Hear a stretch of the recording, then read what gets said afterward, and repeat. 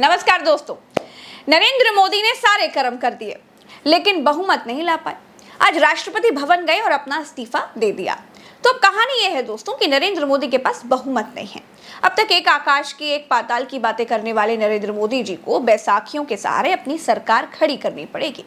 जो नरेंद्र मोदी अब तक रात 8 बजे आकर अपना निर्णय जनता पर थोप देते थे, अब अपने गठबंधन के लोगों से पूछ कर काम करना पड़ेगा। यानी अब मनमानी खत्म। लेकिन अब यहाँ पर रुकिए, क्योंकि मैंने अब तक आपको जो बताया है वो सिक्के का एक पहलू था। अब दूसरा पहलू यह है कि मोदी की बीजेपी ने कहा है कि अब उनको आरएसएस की जरूरत नहीं है। लेकिन सवाल यहाँ पर यह भी है कि क्या अब आरएसएस को मोदी की जरूरत है? क्या आरएसएस गडकरी को आगे करेगा?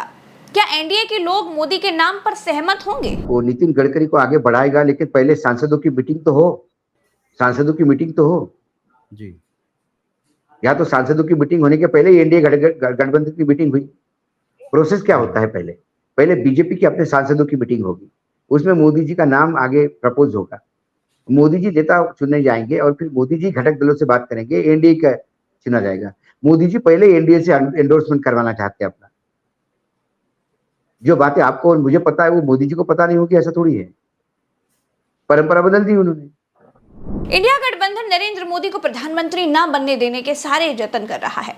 एनडीए गठबंधन के पास सीटें हैं 292, लेकिन इनके गठबंधन से 16 सीटों वाले टीडीपी और 12 सीटों वाले नीतीश कुमार इंडिया के साथ जा सकते हैं। इंडिया के लोग कहते हैं हमारी बात चल रही है। अब बात अगर चल रही होगी तो मैं चैनल पर तो नहीं बोलूंगी, लेकिन राजनीतिक नेता और इतने बड़े बड़े जो शीर्ष दिग्गज नेता हैं, ये सब एक दूसरे को दशकों से जानते हैं और मुझे लगता है एक दूसरे से बात तो हमेशा ही करते होंगे। यानी 16 और 12 सीटें मिलकर हो जाती हैं 28 सीटें। अगर मोदी कैंप में से ये दोनों पार्टियां निकल जाती हैं तो फिर पूरा एनडीए सिमट जाता है 264 पर। बहुमत के लिए चाहिए 272। ऐसी सिचुएशन में एनडीए के पास सरकार बनाने लायक आंकड़े नहीं रह जाते हैं। दूसरी तरफ इंडिया के पास है 234 सीटें, यानी बहुमत के लिए इनको चाहिए कुछ 38 सीटें। अगर 28 सीटें नीतीश बाबू और चंद्रबाबू नायडू की तरफ से मिल जाती हैं तो कम पड़ेंगी केवल 10 सीटें। और अब ये 10 सीटें इंडिया गठबंधन निर्दलीय कैंडिडेट से और छोटे दलों को जोड़कर जुटा सकता है। नीतीश कुमार इंडिया के संपर्क में है। दोस्तों, नीतीश कुमार और तेजस्वी यादव दोनों को इंडिया और एनडीए की मीटिंग में जाना था। पटना से एक जहाज उड़ता है। जहाज में आगे पीछे बैठे हुए नीतीश कुमार और तेजस्वी यादव को देखा गया, लेकिन थोड़ी देर के बाद दोनों को एक सीट पर बैठा हुआ देखा गया। कहा जा रहा है कि नीतीश कुमार को इंडिया की तरफ से प्रधानमंत्री बनने का ऑफर दे दिया गया है। कांग्रेस ने कहा है कि 99 सीटों के साथ वो सरकार नहीं बनाएंगे। बाकी अगर कोई प्रधानमंत्री बनना चाहता है तो उसे बाहर से सपोर्ट करेगी। चाचा ने पलटी ऑलरेडी मारी हुई है। ये एक रणनीति के तहत एनडीए के साथ गए थे। बहुत अच्छा कॉम्बिनेशन तेजस्वी यादव और नीतीश कुमार का बना हुआ है पहले से। तो दूसरा पहलू यह है दोस्तों कि नरेंद्र मोदी का तीसरी बार प्रधानमंत्री बनना अब भी खतरे में है। और अगर प्रधानमंत्री बन भी गए और पिछली सरकार की तरह मनमानी की, मंत्रियों को बिना नाखून का शेर बनाकर रख दिया, तब तो गुरु विद्रोह होगा।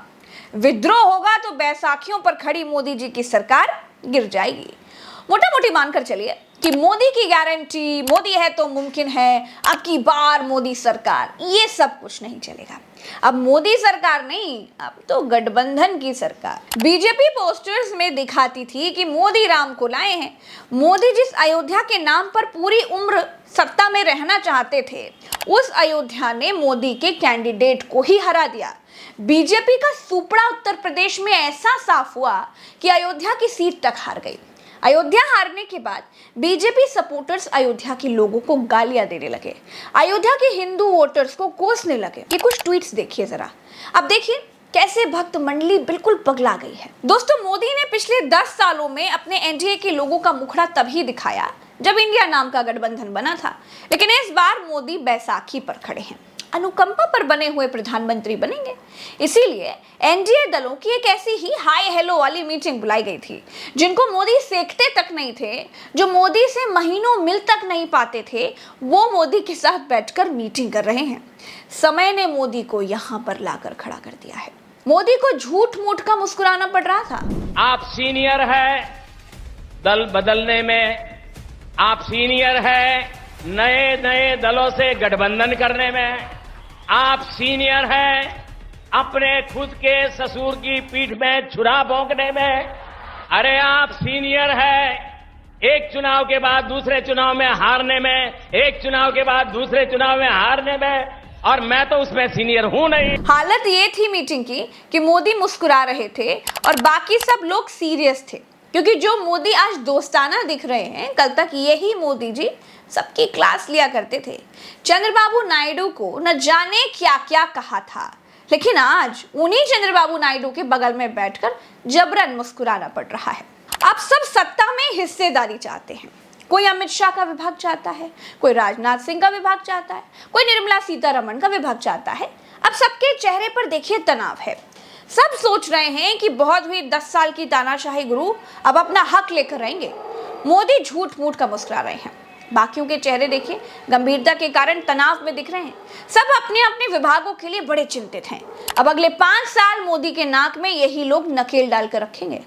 कहा तो यहाँ तक जा रहा है कि मोदी को आसानी से सब अपना नेता तक मानने के लिए तैयार नहीं है।